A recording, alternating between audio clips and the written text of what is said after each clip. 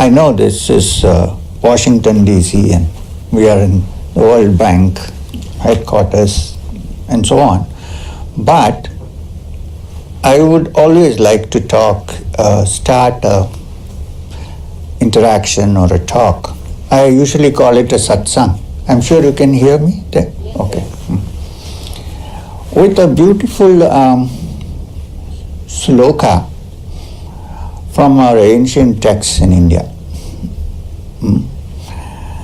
And this, we can translate it, but I'm sure many of you would understand what we are going to say. So, here it is. Somebody.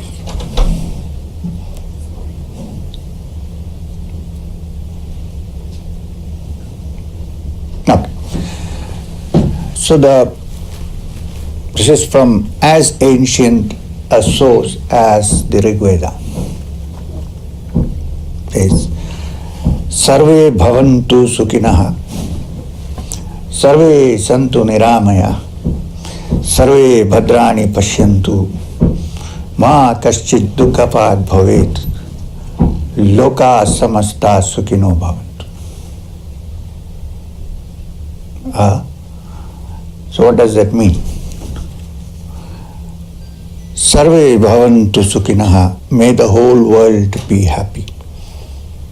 So, the global concept or the World Bank may have started, I don't know how many years, but we are already talking about the world. Sarve Bhavantu Sukhinah, may the whole world be happy. Well, in the present context, part of happiness comes from money, so World Bank is important. But what it means is the concept of universality, of a global collective consciousness has been the hallmark of the ancient system of thought which has come from India. So, Sarve Bhavantu Sukhinah, Sarve Santu Niramaya, Sarve Bhadrani Pashyanti, may everybody see all that is auspicious. Ma Kaschit Dukkavad Bhavet, may nobody have sorrow and suffering. This is 2000 years old. And it usually ends with Loka Samasta Sukhino Bhavantu, may the whole world, may the entire universe live in happiness and peace. So, when Mr. Kapoor, Ambassador Kapoor suggested that the title here for the talk, I don't know with whom he discussed, but I was told that it is peace, living in peace amidst global turmoil. So, I tell you a small story. It has something to do with this, but in a way a little different. But you'll get the message. There is a place called Tiruvannamalai in the south of India. Not because I come from the south, but in the south of India, which is famous because of the great Ramana Maharshi who used to live there. But after that, a few years ago, there was another man living there whose name was, people discovered that his name was Ram Surat Kumar. But he used to call himself, address himself as this beggar. This beggar. And even though he looked quite like a madman, he talked good English. Apparently he used to teach in the Banaras Hindu University before he decided that if 2000 years of sanity has brought about this civilization, it is better to be insane. So he was like a crazy man if you look at him. I think he thought we were crazy, but that reminds me of once, I had a very close association with Jiddu Krishnamurti during the last years of his life. I was very young. So one day we were having an informal chat, and he suddenly said, "Sir, hey, how many minutes do we have? Let me ask that. Now?" Until 1 hour. 1 hour. So he asked me, he said, suddenly he said, in the United States I've been to the asylum. I said, "Sir," "what kind of asylum?" So he said, "where people who are not okay are kept." So I got a little worried because I loved his philosophy and I knew him so well. He was a wonderful man. When he said I thought he was a patient. So I said, "Sir, are you saying that?" No, he said, "I went as a visitor." Oh, I said, "Okay, thank God." I relieved. Said I was a visitor. Okay. So then he said, "Do you know something? There is just one difference between them and us. Do you know that?" So I was confounded. I said, "I thought there were several differences. There can't be just one difference." So I said, "Sir, what is that?" He said, "You guess." So I tried. I couldn't get an answer. Then he said, "Give up?" I said, "Yes, sir." "Okay." He said, "I'll tell you. They are inside and we are outside," he said. You understand? So that is the cause of turmoil. Anyway, so this story, in the ashram, near the Ramana ashram, there used to live a man called Ram Surat Kumar. He's no more. Well, he was the most informal kind of man I've ever seen in my life. He used to be like crazy, drinking endless cups of tea and just laughing loudly and so on. So in India, when there is a strange person, here they would probably take him to a psychiatrist. People gather to see what's going on. They know that some of holy men have sometimes looked like crazy. They call avadutas. So a long line of people came to see him. I was also there at that time. In fact, he was the first person who called me M. Because he said, "Oh, M, Madanapalli has come," he said. So I went to see him, and lots of people were standing there. And there was one guy, I think he was an industrialist or something like that. So he was standing there, and he was the only guy who had an assistant holding an umbrella for him. Rest of us were commoners, normal people. So he waited for a long time before giving any attention to him. I think it was deliberate. But at the end of it, he said, "Yes sir, what can I do for you?" So that guy said, "Well, I don't want anything from you." Oh, he said, "That is wonderful. Something?" He said, "I want peace of mind." He started laughing, the belly laughter that comes from inside. And in the process, he gave me a shot on my shoulder, which was so painful, and started laughing loudly. And he said, "This beggar," he used to call himself this beggar, I don't know for what, "this beggar's mind has gone to pieces and he wants peace of mind," he said. You know what it means? Much of the violence and the turmoil that we see in the world is because of our own involvement, self-centeredness in building our own image and trying to protect it. It's the ego that is the cause. You would say, no, there are social reasons we can reform. Yes, you can reform to some extent, but the change has to come inside, from inside. Even if you don't go around with trying to, like the walk of hope, I walked from Kanyakumari to Kashmir, okay. On retrospect, I wonder if really anything has happened. It might have, if I am peaceful myself. Otherwise, there is no use. So I think all journey towards peace, living in peace in the midst of all the turmoil is normal, and everywhere from the time Ramayana there has been a war, Mahabharata there has been a war. It's not as if we have always been peaceful. It's not like that. But in the midst of the turmoil, there have been individuals who have been peaceful. And because they have been peaceful, they could transfer the feeling of peace to many more people, to a large number of people. And that's the genesis of peace, not through external reform. I'm sure external reform is important, of course. You should talk about peace, you should try to live together, all that is fine. But if I am not peaceful here, inside me, within myself, I cannot really bring about even an iota of peace anywhere.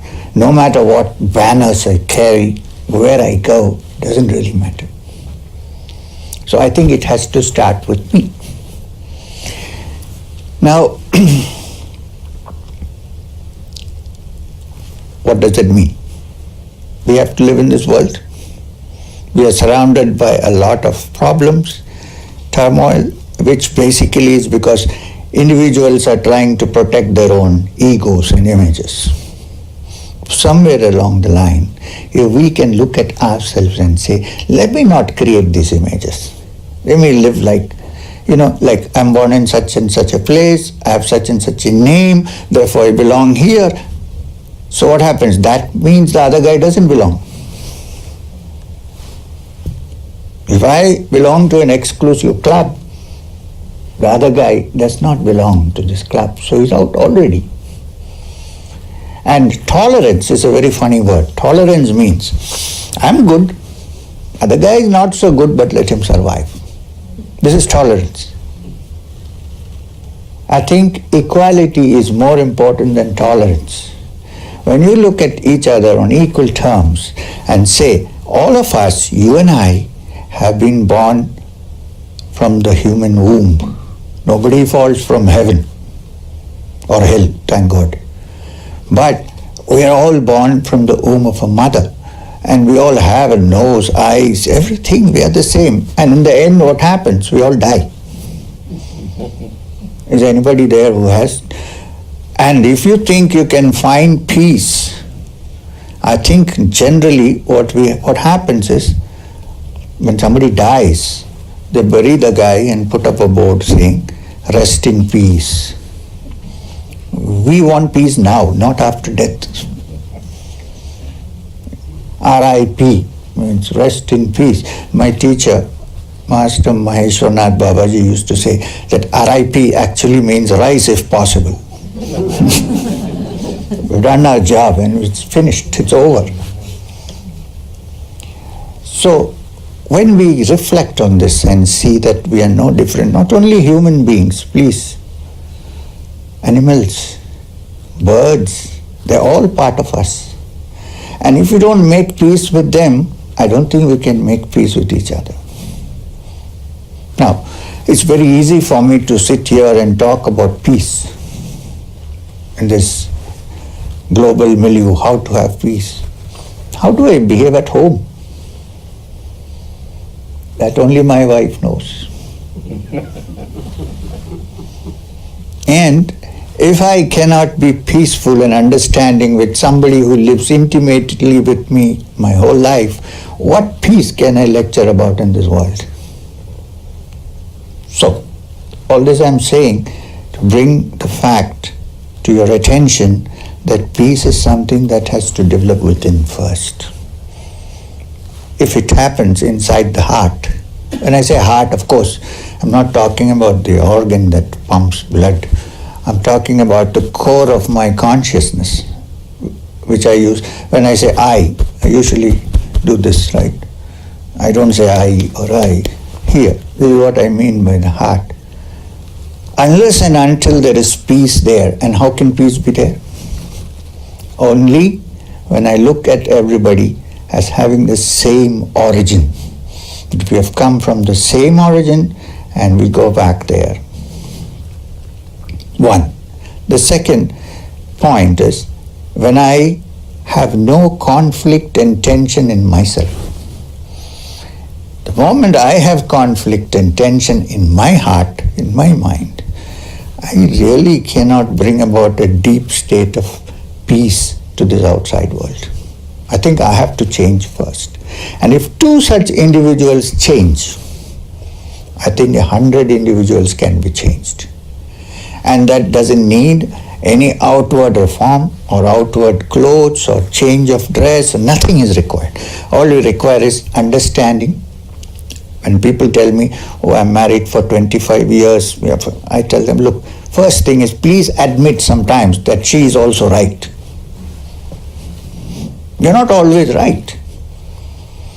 So, when 2 people together can live together, understanding that we are human beings with our weaknesses, our vulnerabilities, and also good points, and if we can live in peace, I think that is the seed for bringing about peace in the outside world. Now I have a little point on this, which is important to note. Let's not worry about peace now, at the moment. No, we are all human beings. I hope so. We are all human.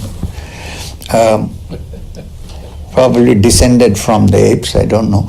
But there is a joke that there were 2 monkeys, baboons, sitting on the tree and saying that man descended, we make no fuss, but brother, he didn't descend from us. That's the situation today. So anyway,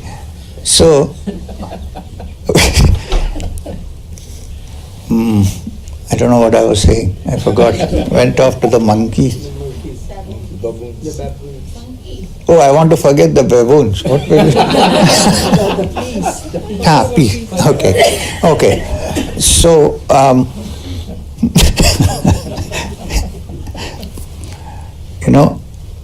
I have some fear of something. Okay? You may have a fear of something else. She may have a fear of something else. So you have fear, she has fear, I have fear. Not the objects. Objects may be different. You may be afraid of something else, I may be afraid of something else. But what is the common factor? Fear in all of us. Some fear or the other. I may be angry about somebody or something. You may be angry about something else. You may be angry about something else. But what is the common factor? Anger. We all have it in some form. It doesn't matter for what. Towards what. That's a different point. But we have. Right? So, don't we see that these are common factors that every human being has? And therefore, my theory is that there is only one mind. You call it universal mind, whatever you want to call it. One mind. It operates through different centers because we find that every human being has the same characteristic in some way or the other. We all have fear, we all have anger, we get jealous sometimes. We have all these things. So this is a common factor. Why? Because the mind is one. It's acting through different brain centers, I understand, but it is one, which is why it is reflected. If we accept as a hypothesis, at least, that there is only one mind, which manifests through different centers, hypothesis. We haven't proved the theorem, but hypothesis. If that is so, then isn't it also possible that if there is change at one end of this one mind, the change could be reflected throughout the mind? I don't know whether you're trying to figure out what I'm trying to say. So, therefore, you know what happens? If there is a whole group of people together, which is one mind, and there is one guy who is terribly angry and thinks everybody else should be killed, 99%, 9 out of 10 times, this feeling will kind of percolate into the minds of others, and before you know it, you'll have a mob. Because there is only one mind. What happens here is reflected there. Now, if that is so, the corollary to it is in the same way. If somebody has an abundant goodness in him or her, abundant, strong goodness, which is ready to cut off from its ego and self-centeredness and says, I don't hate anybody. If there is one strong such thought, I think because there is only one mind, slowly it will percolate and act as a deterrent to the other side. So it again comes down to this, that I have to change. All peace has to start with me, and the first step in this is I should be free of contradictions,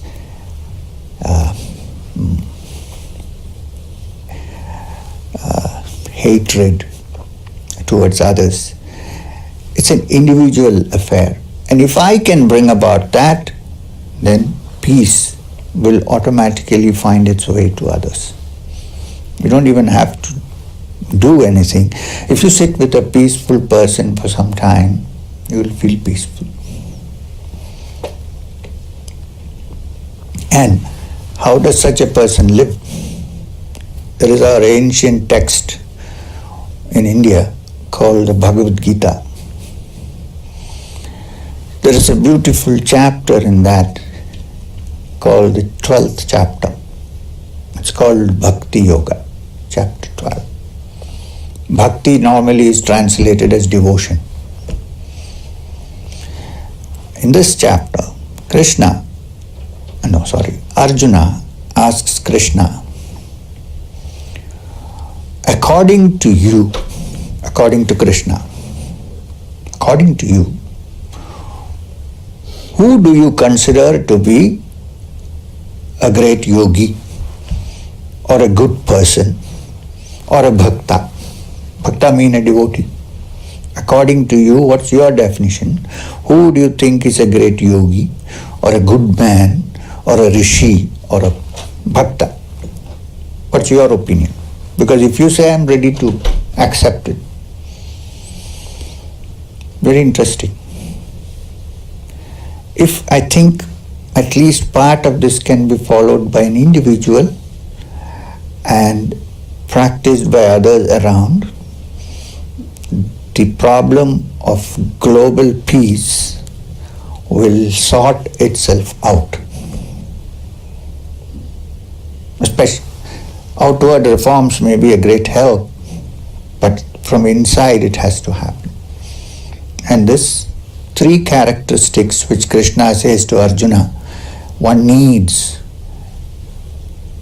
to be recognized to be a great refined human being or a great yogi. What is a yogi? Yogi is also a human being, he's not an animal. A refined human being. And the characteristics start with one, samniyam indriya gramam, one who can keep some control over his sense organs or his senses. Now, when you say senses, it includes anger, everything, because anger happens mainly because we desire something and somebody doesn't allow us to get there. That's the genesis of desire, of anger. I love something, I want that, and there's someone in between stopping me, I'm angry. It may be a person or a circumstance. I'm very angry. So if one can keep some control, or I'm not saying that we should totally abandon the senses or anything of that kind, but don't allow the mind to run away with the senses. Rather, let the mind control the senses and lead them where it wants. So one who has control over that is able to maintain a state of mind which is not angry, which is not happy when you get what you desire and unhappy when you don't, and therefore bring about equanimity of mind, which is essential for peace, from my understanding. It applies to all human beings. It doesn't apply to this nation or that nation. It's for everybody. So that's one thing. And the second quality given in the Gita is Sarvatra Samabuddhaya, which means, is it possible to maintain equanimity of mind in the midst of all circumstances? Circumstances cannot be changed always, they are the same. They can repeat themselves. But can we maintain equanimity in the midst of all these circumstances? Normally, how do we lead our lives? When somebody is praising you, usually flattery, then I'm very happy, I'm on cloud 9. When somebody says he's an idiot, I'm very upset, I'm down. This is our life. In fact, whole civilization is built upon that. Which is why there's one book, I think it's one book which will make you a completely artificial human being. It's called How to Win Friends and Influence People by some Carnegie, somebody, I don't know, Dale. What happens is you become a completely manufactured synthetic human being. You smile because you have to smile, and so on. But what I mean to say is, when, what did I say? Carnegie. No, now we'll forget Carnegie. Yeah. So, can we maintain equanimity in the midst of all? Thank you. See, usually when you say, oh, he's a great man, you are on cloud 9, and then suppose you say, oh, you're a fool, I'm a fool, then what happens? You know the reaction, how it happens? I may not show it. I'm saying that suppose I don't know English and somebody calls me a fool, what does it matter? Or if I know Hindi, I might think you might calling me Yes. If I know Hindi and you call me a fool and I don't know English, I might think you're calling me a fool, flower. It's all language and its influence on the human mind. So, can we, in the midst of praise and blame, keep our mind equanimous? This is called sthita prajna, one whose consciousness is steady. Because your life is not dependent on what somebody thinks. Of course, you can draw a great lesson from politicians in this matter. They do what they want, they don't care. I'm not saying about that, okay?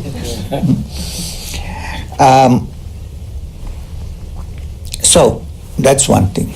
And the third quality, which Krishna says to Arjuna, is required for someone to live peacefully and bring about peace in this world, is Sarve Bhuta Hite Rata, which means one who keeps the welfare of all living beings in her or his heart. Well, Vyasa didn't say her, I am adding her, according to the context, present context. So, this is the most important thing. If we can individually cultivate this understanding that we really need peace, even religion has been used for war. So, if we can change this in some way, I can understand war. When somebody is in deep trouble and civilization is in breaking point and you have to defend yourself, okay, I understand that. But beyond that, would I want to hurt and kill somebody just because for my own profit? Unfortunately, that profit never happens. Because peace is something which happens only when it is reflected among a number of people. You can't hope to bring injury to others and have peace. It is impossible. So we have to learn this first and start from today in ourselves first before it goes outside. We don't have to write learned essays on peace. we need to be peaceful with ourselves, peaceful with whom we live with, and then talk about peace with the outside world. Not so much talk as to act. Talking is one thing and acting is another. You can talk a lot, but don't actually act. If these are the things you would reflect on, I think we can bring about some peace in this world of eternal, I wouldn't say eternal, I hope it changes, turmoil that we have around us. And please don't think that this turmoil is only due to politics. No. A politician is also a human being. When the human being changes, politics also changes. I always tell people, don't leave them out and say, oh, they are human beings. Set an example. Let them be with you and figure out they will also change. Let them understand that people have voted somebody with a responsibility, and that responsibility is to humanity and not to some small local group. It's for humanity. So therefore, I want to conclude this now, because too much of talking is like, instead of inducing the spiritual state of Turiya, it might induce Shushupti, which is deep sleep.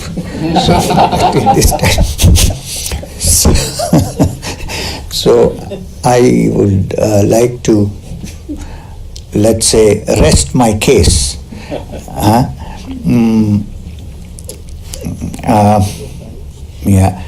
With once more chanting the sloka from the Rig Veda, which is Loka Samasta Sukhino Bhavantu. May the whole world be happy. Thank you very much.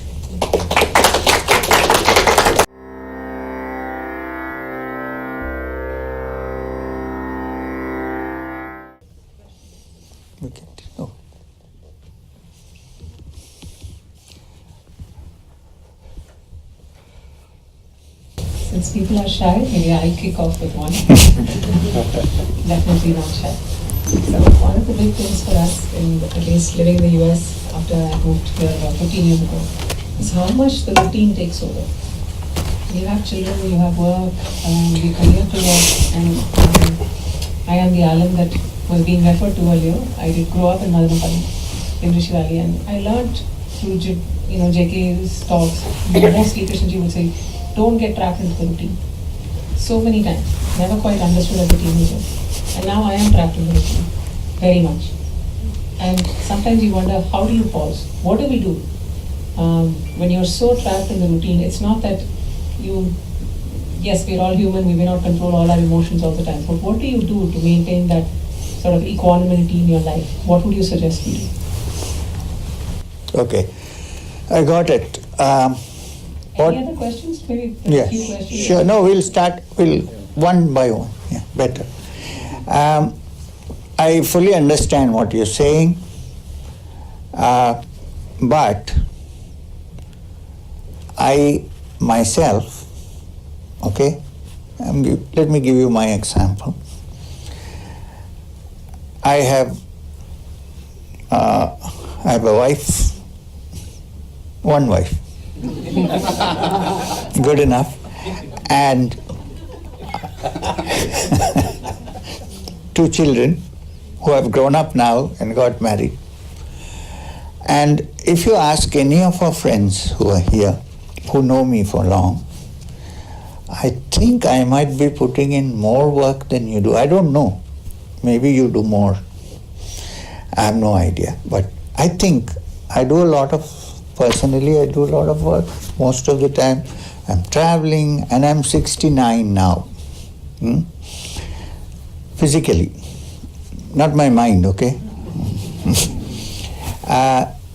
So, in the midst of all this, walking, talking, discussing household matters, work, everything, income tax notices. I'm not a monk, you see. I'm not a sannyasin. if I can maintain my balance, I think if you put in a little attempt, you can also maintain your balance. I think so. This is possible. Don't say it is not possible. If you can only attain peace of mind and quietness and tranquility by retiring into a cave, it's not worth it. Because none of us can get it. It's not worth it. In fact, my master used to tell me that if you are meditating in a cave for 30 years, 12 hours a day, and then say, now I am really peaceful, I have no anger, I have no jealousy, I am free. He said, to who do you show anger in the cave? There is nobody. You can't get angry with the walls of the cave, and you can't be jealous of the cave. It's only when you come out of the cave and get into a bus and somebody gives you a kick, especially with a stiletto heel, then you know where you stand. So I think all our life's experiences that we have, you're young, you're very young, you have so much energy. All the life, all the energy that we have, we should utilize it in the best way possible. At the same time, spend at least 10-15 minutes, or if possible, sometime during the weekend, to go to places which are closer to nature. You need not necessarily go to a monastery. Not necessary. Go to a place where you can keep your mind off from all this for a short while. I think it can be maintained. That's my understanding. If people who have come with me from India, they know I've spent now nearly 2 months in the States. Okay? And almost every day is busy. This or that. I thought in Washington I will have some respite, but Ambassador Kapoor has fixed up programs according to the hour. So how do I maintain peace? Because peace is not dependent on any of these outward factors. It is an inner thing. The first step is when you recognize that it's there inside, somewhere lurking. And if you can close your eyes and go back inside for some time, then I think you learn how to work, do everything that you have to do and not get caught by the routine. Routine is a dangerous thing, but routine is a necessary thing, right? So if you can continue with your routine and not get caught, which is, just as I explained, understand that deep down inside, there is something which is the source of all happiness and peace, which everybody seeks. When I do my work, when I get married, when I have kids, when I may have business, when I become the President of the United States, what am I seeking actually? Happiness? More happiness? Don't tell me people are trying to serve human beings. We are seeking happiness.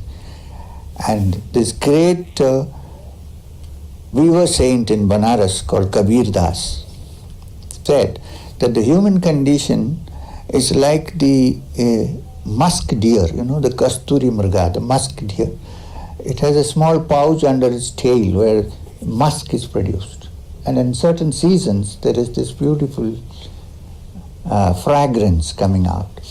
And the poor deer, D-E-A-R, goes looking for the source of this fragrance, not knowing that it's coming from under his belly. This is our condition. We think we can attain absolute security and happiness in the outside world. Not possible. What about all the people in Florida who were very secure till a few days ago? This is impossible. Anytime, anything can happen. Meanwhile, deep down in us, there is something which is fully secure. The great teacher, I call him the wandering yogi who walked in Jerusalem, said, lay treasures in your heart where thieves do not break in and steal. This is from the Sermon on the Mount. So there is a treasure in all of us.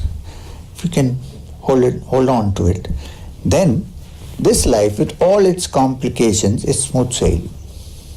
Yeah, there are times when we run into difficulties, I agree, but you will be able to handle it better than someone who is not trying to go within. This is my suggestion, but you can think about it. Thank you. Thank you. Questions?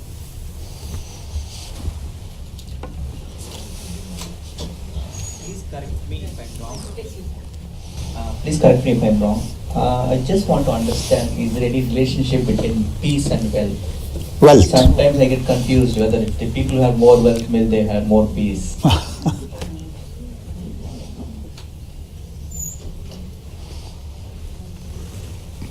I want to tell you a little story on this, okay? It's all right to have wealth, okay, that's fine.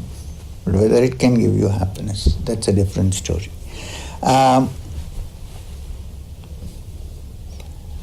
There used to be a king in about 200 years ago, 100 years ago, who was the king of Patiala in Punjab. So one day it occurred to him that, a king of Patiala must be having a lot of wealth. But when wealth is there, it's never satisfactory. You want more wealth. It goes on, right? There's no end to it. Which is okay, but it's there. So he decided that he would expand his territory. He thought, Patiala is too small, I can't be happy. If I expand my territory, I'll be happier. So, in those days, if you had to do any such thing, you had to go and get permission from the emperor in Delhi, the Mughal emperor. Can't just go and do something. So he came to Delhi. And at that time, the Mughal emperor was the last emperor, Bahadur Shah Zafar, who was an old man who used to write Sufi poetry. I don't think he did anything more than that. So he was sitting in the Red Fort, the emperor. In fact, Swami Vivekananda was very fond of a certain Urdu ghazal called Tujhse Humne Dil Ko Lagaya, Jo Kuch Hai So Tu Hi Hai. This was written by Bahadur Shah Zafar. Anyway, so he went to meet the emperor and he told him, this is why I have come, so please give me permission to expand my territory. He said, okay, we'll think about that, but tell me. He said, go to that window and look down. So he looked down. He said, do you see anybody there? Yeah. He said, under the tree there's a madman sitting, a fakir. You know what's a fakir? A fakir. And he has a begging bowl in his hand. His clothes are torn. He said, look at his face. He said, oh, his face is in ecstasy. He's singing something in great ecstasy, in great happiness. He said, now you come and look at my face. Who looks happier? The emperor in Delhi or the guy there, the fakir? He said, he looks happier than you. Yeah. So therefore, think about it, go back. And if you still think you want to expand Patiala, come back to me. So the story is that he went and never came back and never went back to Patiala. Nobody knows where he disappeared. Several years later, the then king of Patiala decided to go on a pilgrimage. So he came to Rishikesh, and somebody told him that since you are going on a long pilgrimage, why don't you take blessings from great yogis and saints? It will help you because it's a tough journey. He said, yeah, but where to find one? He said, there is a great yogi in a cave in Lakshman Jhula. Go there, take his blessings. So he went. You know how the Maharaja travels, there's a whole paraphernalia. They all went. And the yogi was sitting with closed eyes, matted hair, meditating. After some time, the yogi opened his eyes and the king prostrated and said, Maharaj, Maharaj, king.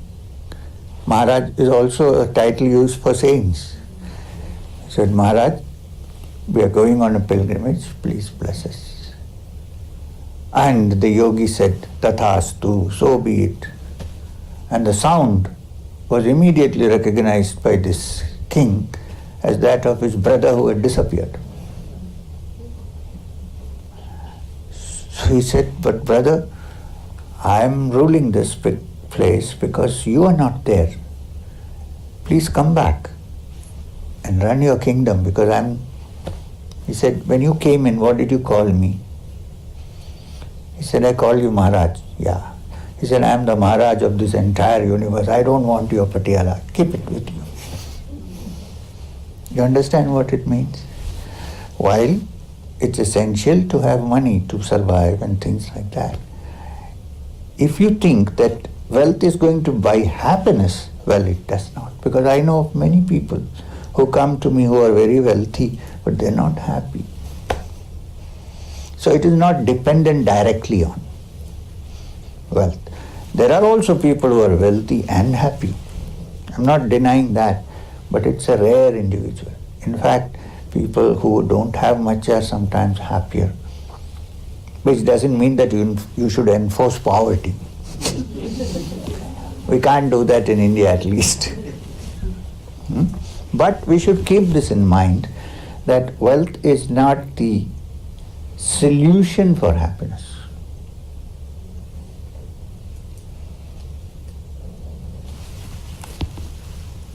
Thank you, sir. You can sit down, it's okay. I read your biography several years back, and I still remember an incident you shared where you were sitting with your master and there was a visitor from outer space. I'm extremely curious to know, is it possible? I'm neither a believer nor a disbeliever. And that thing, stuck in my mind. So when I heard that you were coming, first thing I remember, okay, he's the man who had seen it. outer space. I want to know more about it. Thank you. Do I look any different from anybody else? I have seen somebody from... Well, it's like this. In my autobiography, I have written only those things which I really, at least believe that I have experienced. Okay? Nothing else is there. So, I can vouch for it that what is there is what I have had experienced. This much I can tell you. Now, regarding this thing about this outer space and so on, I have referred to a particular incident. You can read it once more and check on this. Do you think it is possible that in this vast universe, where we are not even as big as a speck of sand on the sea, that it is possible that there is no other life around? Do you think this? Can you conceive of this? The argument usually given is that there are no conditions of life as we see here for human beings to survive. Well, what if there are beings who breathe in carbon dioxide and breathe out oxygen? Suppose they are built like that. What do you do? Can we say that everything should follow this particular design that we have? Can it not change? So even if it has induced you to think that it's possible, I have done my job. I can't prove it to you, but if you at least say, instead of dismissing the whole thing off, saying possible. And today, astronomers are discovering more and more actually planets which have about the same conditions as we have here in distant planets. This is not written by me. It's day by day. So I think a time will come when we might have some interactions. Do you foresee it happening in our lifetime? It depends on two factors. The more peaceful we are, the easier I think, the faster I think this will happen. The more violent we are, the less possibilities of this happening. So I don't know. We can't say this lifetime. How the world is going, we don't know yet. So we should try our best. And don't get into this feeling that some evil things. And then all the movies, all the people who come from there are coming to kill you and all these kind of things, because it's not like that. In the ancient Puranas, there have been descriptions of beings coming. They are called Devas in Pushpa Vimanas. So, all I'm saying is, give it benefit of doubt and keep your mind open. Okay? And what I had experienced, I experienced, yes. And I was not under the influence of chemicals. Because in the Himalayas there are some sadhus. I was not. I want to ask you one question. 1 minute. When you saw your... I have also read that book. I just want to find out that when you saw your guru, what you thought, and when you were in that cave, and when you saw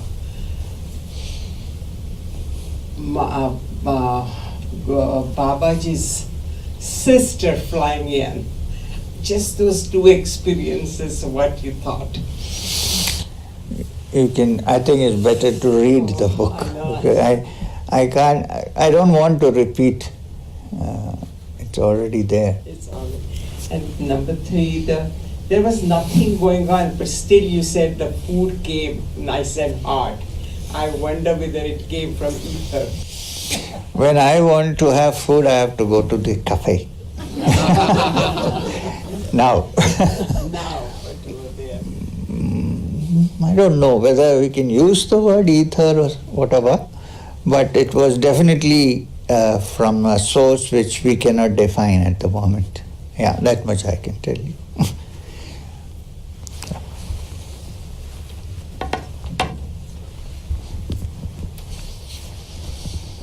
Thank you very much for the very beautiful words. I had a question on how we organize our lives and aging, actually, because many of our societies aging. Many of our societies are getting older, and also our own families, parents. I see something very interesting in the texts from olden days. They said life should be divided into 4 stages, and each stage should have its own purpose. Right. Even for my parents, they should be now retiring, and I should be heading into the 3rd stage when they don't think about all the day-to-day hassles and all of that. But just the thought of that to them is very new, and I wonder what your thoughts are on how we should think about it, because I think in this room many different ages. Yes, I'm glad. What's your name? Priyan. And how old are you? 34. 34? Well, I thought you were 22. Okay. Thank you. So this question, you're right. In the olden days, they had divided life into 4 sections. The first was what is known as brahmacharya. That is the time when one studied. So that one was completely supported. You don't have to fend for yourself. So you put your entire attention on studies. Then when you have finished your studies, there was an option. Either you want to go full time into the spiritual pursuit, or live in this world and be part of this society and continue to do your spiritual practice also. Very few people can actually opt directly from there to becoming a renunciant. So few people opted. The rest got into the life. But the thing is, you should note, they got into the life of the world, so-called what we call the life of the world, after having studied and understood many things during the period of studentship, which unfortunately is not available for us now. We do technology and all that, but mind science, hardly much. Forget spiritual, even mind science. So So they were well equipped to handle this thing called life already. Ramakrishna Paramahamsa used to say, before you open the jackfruit, apply oil in your hands, so that they could use and at the same time not get stuck and carry on. And then a time came when they would say, okay, now enough is enough. I've done what I should be doing. Now the children have grown up. Now I should go back and inquire. So watch this. The main point was always spiritual understanding. How to reach that truth. This was the search. So in all ways of life, including brahmacharya, and then after that grahastha, which means family life, the stress was on how to be spiritual. Okay? So they said, now let me concentrate. So they went back to the forest, that is called vanaprastha, living in the forest. When you are in the United States, leave the city, and I don't think you have to run away anywhere into the forest. It's really wooded. In fact, I regret that in India we don't have such places. It's beautiful. Even Washington, just outside. There are enough places here which one can quietly retire into and sit down and contemplate on higher things in life. Vana is not related only to India. It's a Sanskrit word meaning forest. Okay? So they went off to such places and contemplated. And not only that, some of them went alone, some went with a family. The great Rishi Yajnavalkya is about to go into the forest. So he asks his wife Maitri, do you want to come with me? She said yes. So she goes with him. But life is simplified.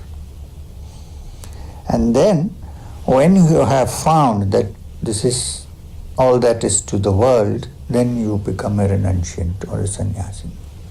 Not before that. So this was the system. Now there is no system, it's been completely broken down. But it's very difficult, I notice, for people to say that it is enough. You're right. They still want to, they don't want to give up. They want to hold on. So at some point we should understand what we can do, we have done. Now we should leave it to the others. In fact, one of my friends, when his father turned 60, he gave him a copy of the Bhagavad to read. And he said, why are you giving me this? People usually give it to old people to read.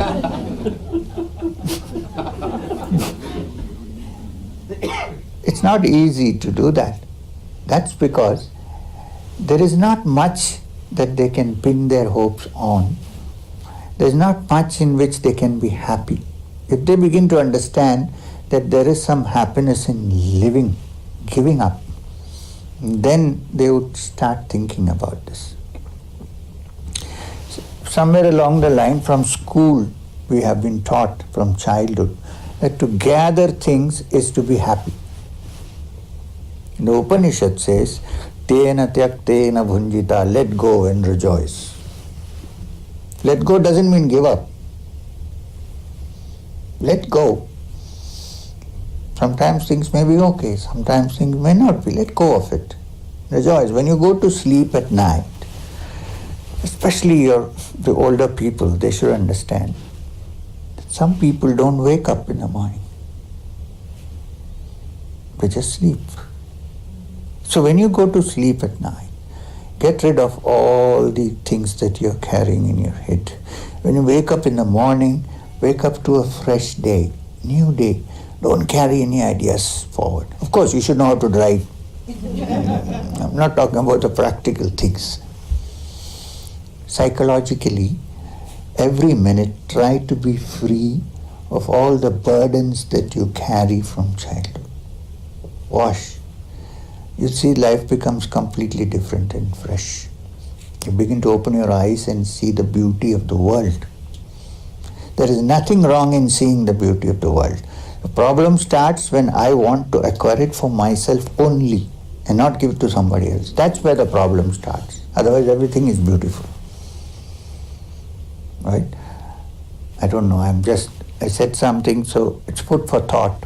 Give it a thought and see how it resonates with you.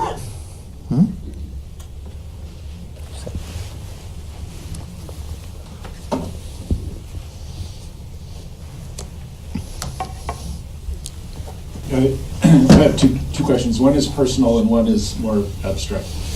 The personal one is, can you speak a little bit about parenthood, having children, giving them values while you're developing your own values? Sure. The other one is, sitting in the World Bank, is about economics. In this world of capitalism and dog eat dog and individualism and competition between every entity in an economy, how do you manifest this spirit in that environment? So, first about the family and the children, and how in this world we can live in a way where we can influence the children to learn better and how to handle this. I have only one point to make in this. The children, our children, every generation is becoming more and more intelligent. I mean intelligent in the sense that what we knew when we were 10 years old, the younger children are more exposed now, they know more. And they're very sensitive and alert. So, more than teaching them what to do and how to lead a life, we should lead a life and set an example to them. If I lead a particular kind of life and I tell my children, you have to do this, they can easily discover our hypocrisy, no minute, no time. So when teachers come to our school and say, how do we teach the kids to behave them, to become good? We always tell them, first, you live the life according to what you think is good. The children will easily pick up. You don't have to sermonize to them. So we should keep our lives clear so that for the children to see crystal clear so that they will naturally imitate us. It's quite natural for them. So inculcate these good habits and good thoughts in ourselves and make sure that the children are exposed to that. And then I think they will grow up to be good kids, in spite of all the turmoil that we have around. The second one you said, that, yeah, we live in a competitive world. That's true. But I think at some point we need to pull the rope and say, enough is enough. We need much more than what money and wealth can offer.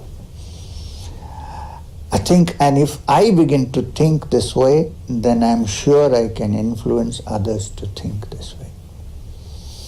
And it has to be a life of action more than theoretical thinking about it.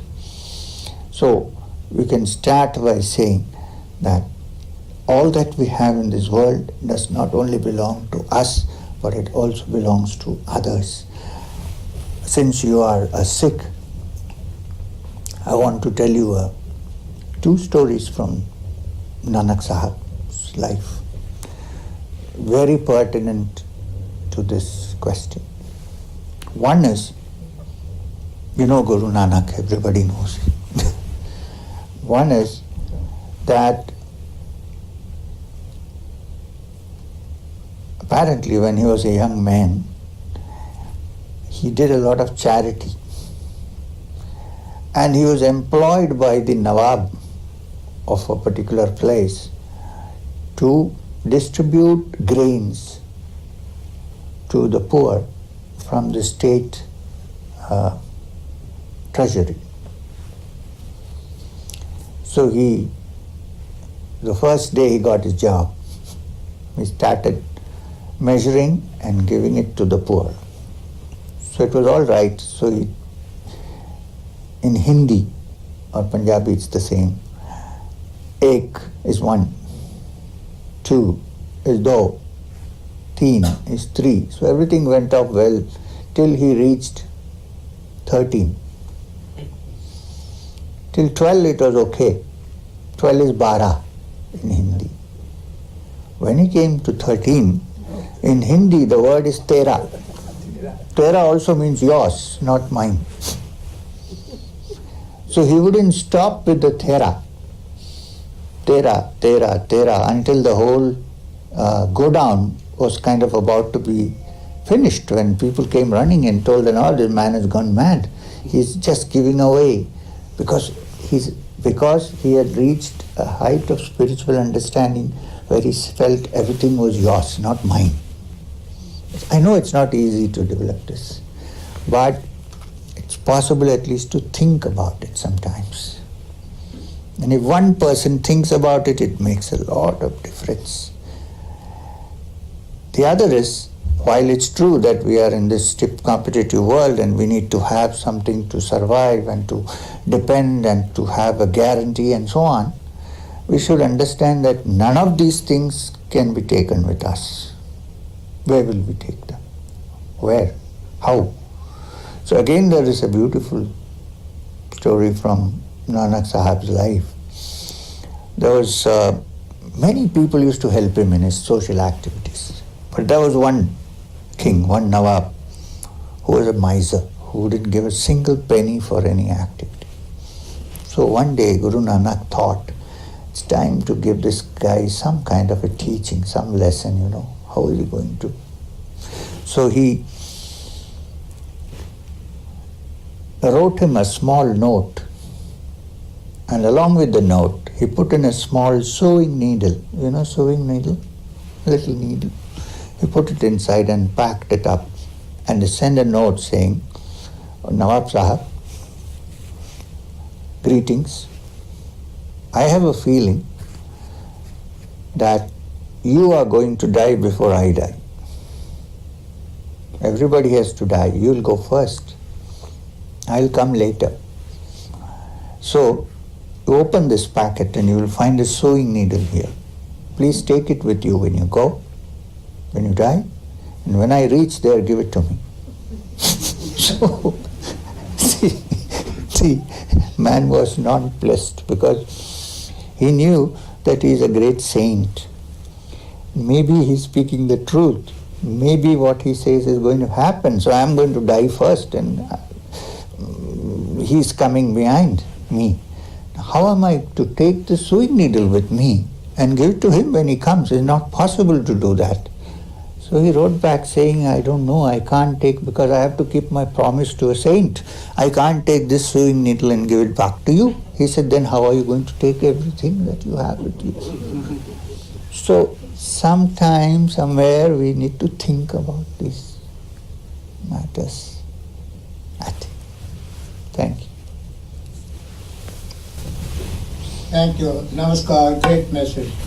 I have a simple question message, maybe my last question.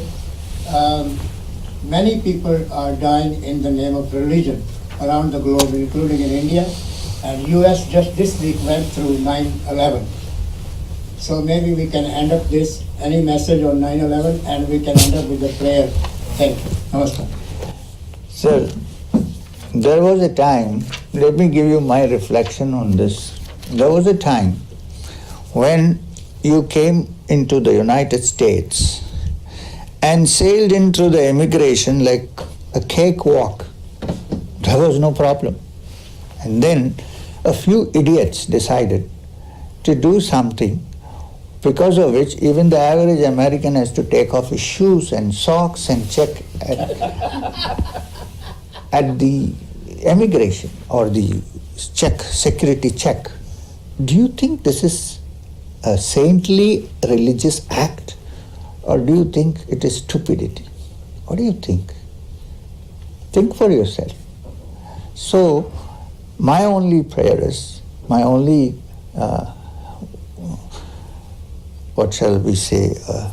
appeal to people is, if you have a personal religious belief, keep it to yourself and practice it.